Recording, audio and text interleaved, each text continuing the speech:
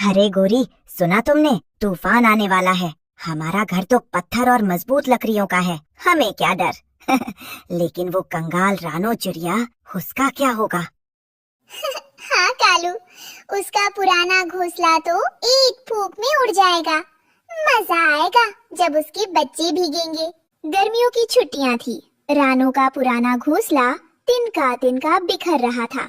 हाँ, रानो और टुन्नू चिड़ा परेशान बैठे थे। तभी रानो की बहन टुनी उड़ती हुई ढेर सारे फल और खिलौने लेकर आती है। टुनी मौसी आई, टुनी मौसी आई। हमारे लिए क्या लाई हो मौसी? मैं अपने प्यारे बच्चों के लिए मीठे आम और सुंदर खिलौने लाई हूँ। जब तक गर्मियों की छुट्टियाँ हैं, मैं यहीं रहूंगी। टुनी, तुम आ तो गई, लेकिन मीनू मौसी ने बताया है कि जल्द ही भयंकर बारिश और तूफान आने वाला है। हमारा घोंसला इतना कमजोर है कि बच्चों को कहाँ छुपाएंगे। मैं अपने बच्चों को कुछ नहीं होने दूंगी, चाहे मुझे कितनी भी मेहनत क्यों ना करनी पड़े। मैं नया और मजबूत घर बनाकर रहूंगी। टुनी चिड़िया बच्चों को घुमाने बगीचे में ले जाती है। वो उन्हें खाने के लिए अंगूर देती है। तभी झाड़ियों के पीछे से कालू, गोरी और उनका बेटा जग्गू आते हैं। मम्मी, मुझे भी वो अंगूर चाहिए। मुझे चिड़िया के बच्चों से छीन कर दो। ए टुनी, चल हट यहाँ से। ये अंगूर हमारे बेटे जग्गू के हैं।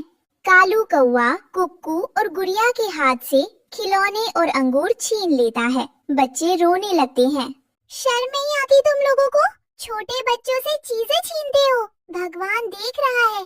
तुम्हारी इस बदमाशी का फल तुम्हें जरूर मिलेगा। जा जा, जो करना है कर ले। पहले अपना घर बचा लो, फिर हमसे बात करना। रानो चिड़िया घर आकर बच्चों को रोता देखती है। उसका दिल टूट जाता है। वो तुरंत काम ढूंढने का फैसला करती है। वो उड़ते हुए पास के एक बड़े फार्म में पहुंचती है, जहां हरे भरे बांस के पेड़ हैं। वहां माली काका काम कर रहे हैं और उनके पालतू पक्षी हरिया तोता और हरियाली तोती बैठे हैं। हरिया भाई, हरियाली भाभी, मुझे अपने बच्चों के लिए घर बनाना है। क्या मुझे यहाँ कोई काम मिल सकता है? अरे रानो बहन, तुम बहुत मेहनती हो। हमारे इस बांस के खेत में बहुत काम है। माली काका को बांस काटने और उनकी छटाई करने के लिए एक मददगार चाहिए। हाँ रानो, अगर तुम बांस के पतले टुकड़े काटकर उन्हें बांधकर बाजार ले जाने लायक बना दोगी, तो हम तुम्हें अच्छे पैसे और अनाज देंगे।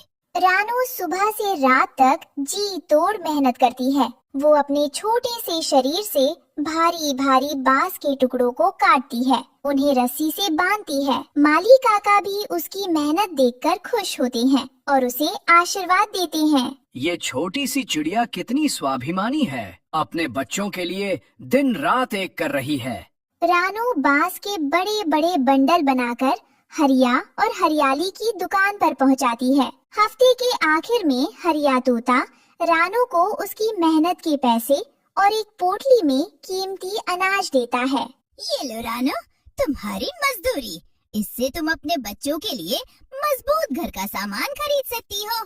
धन्यवाद भाई, अब मेरे बच्चे सुरक्षित रहेंगे। रानो खुशी खुशी पैसे और अनाज लेकर उड़ती है, लेकिन पेड़ के पीछे छुपे कालू, गोरी और गोरी की बहन सुंदरी कौवी उसे देख लेते हैं।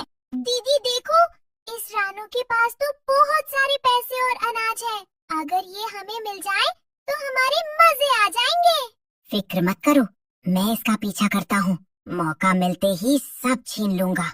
रानो उड़ते उड़ते बहुत थक जाती है। दोपहर की तेज धूप के कारण उसे चक्कर आने लगते हैं। वो एक घने बरगद के पेड़ की डाल पर सुस्ताने के लिए रुकती है। थोड़ी देर आंखें मूंद लेती हूँ, फिर उड़कर सीधे बाजार जाऊंगी और नया घर बनाने का सामान लूंगी। रानो की आंख लग जाती है। तभी दबे पांव कालू, गोरी और सुंदरी आते हैं। सुंदरी चुपके से रानो की पोटली और पैसे उठा लेती है।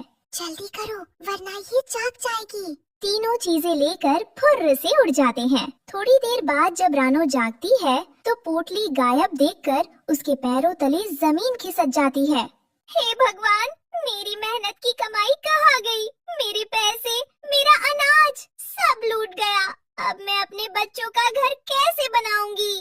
रानो रोती हुई खाली हाथ घर लौटती है। टुनी, टुन्नू और बच्चे उसे देखकर घबरा जाते हैं। बिंदिया चिड़िया, तम्मू बुआ और बुलबुल चिड़िया भी वहाँ इकट्ठा हो जाती हैं।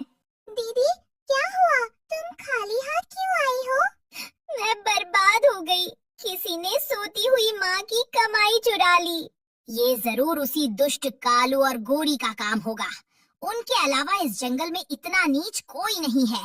लेकिन हमारे पास कोई सबूत नहीं है बुआ, हम क्या करें? रो मत रानो, हिम्मत रखो, हम सब तुम्हारे साथ हैं। रानो रोना बंद करती है। उसकी आंखों में अब आंसुओं की जगह अपने बच्चों को बचाने का दृढ़ संकल्प है। नहीं, मैं हार नहीं मानूंगी। तूफान आने में अभी 2 दिन बाकी है। मैं फिर से काम करूंगी। रानो दोबारा माली काका और हरिया तोते के पास जाती है और रोते हुए सब बताती है। रानो बहन, दुखी मत हो। तुम हमारी फार्म से जितने चाहे हरे बांस मुफ्त में ले जाओ। हरा बांस बहुत लचीला और मजबूत होता है। वो बड़े से बड़े तूफान में भी नहीं टूटता।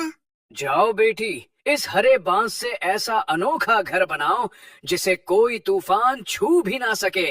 रानो, टुन्नू चिड़ा, टुनी चिड़िया मिलकर दिन रात काम करते हैं। बंटी कबूतर और बबली कबूतरी भी उनकी मदद के लिए आ जाते हैं। सभी मिलकर हरे बांस की पतली पतली खपच्चियों को बुनकर एक बेहद खूबसूरत, वाटरप्रूफ और मजबूत झोपड़ी नुमा घर बनाते हैं। वाह रानो, ये हरे बांस का घर तो विज्ञान का चमत्कार है। ये लचीला भी है और मजबूत भी। अब तुम्हें कोई खतरा नहीं। दूसरी तरफ कालू और गोरी रानो के चुराए हुए पैसों से खूब सारा कीमती खाना खरीदकर खा रहे हैं और सुंदरी कौवी के साथ जश्न मना रहे हैं। जीजा जी, मजा आ गया। रानो तो भूखी मर रही होगी और हम यहाँ माल उड़ा रहे हैं। अरे देखो तो सही, वो पागल चिड़िया हरे बांस का घर बना रही है। घास फूस का घर।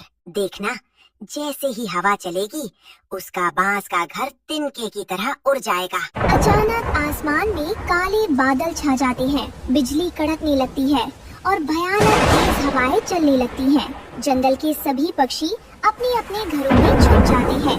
रानो अपने बच्चों कुक्कू, गुड़िया, पति टुन्नू और बहन टुनी के साथ अपने हरे बांस के घर में बैठ जाती है। माँ, मुझे बहुत डर लग रहा है।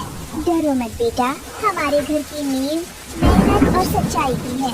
इसे कुछ नहीं होगा। तेज हवाओं के थपेड़े रानो के हरे बांस के घर से टकराते हैं। बांस हवा के साथ झुकता है लेकिन टूटता नहीं है। वो लचीला होने के कारण सुरक्षित रहता है। तूफान और उग्र हो जाता है। कालू और गोरी का घमंड से बना पत्थरों और सूखी लकड़ियों का आलीशान घर तेज हवा के झोंकों को बर्दाश्त नहीं कर पाता। पत्थर खिसकने लगते हैं और उनकी छत उड़ जाती है। बचाओ, कालू बचाओ, हमारा घर टूट रहा है। भागो सुंदरी, भागो जग्गू, वरना हम मलबे में दब जाएंगे। उनका पूरा घर ढह जाता है।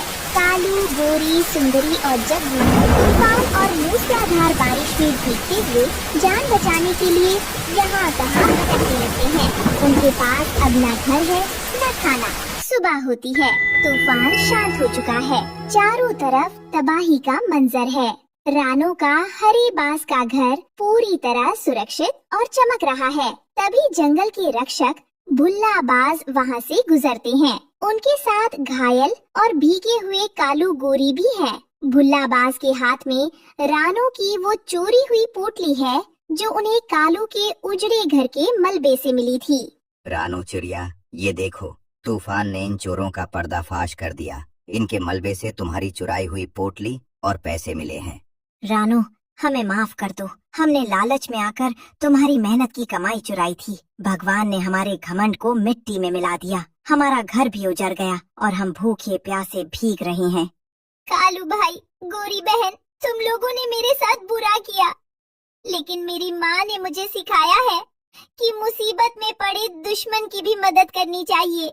ये लो थोड़ा अनाज, अपने बच्चे जग्गू को खिलाओ। रानू बहन, तुम सच में महान हो। हमने तुम्हारी अच्छाई का गलत फायदा उठाया। धन्य हो रानो, तुमने साबित कर दिया कि ईमानदारी और मेहनत का घर कभी नहीं उजड़ता। सभी पक्षी रानो के हरे बांस का घर की तारीफ करते हैं। रानो अपने परिवार के साथ खुशी खुशी रहने लगती है। और कालू गोरी को उनके पापों की सजा मिल चुकी होती है।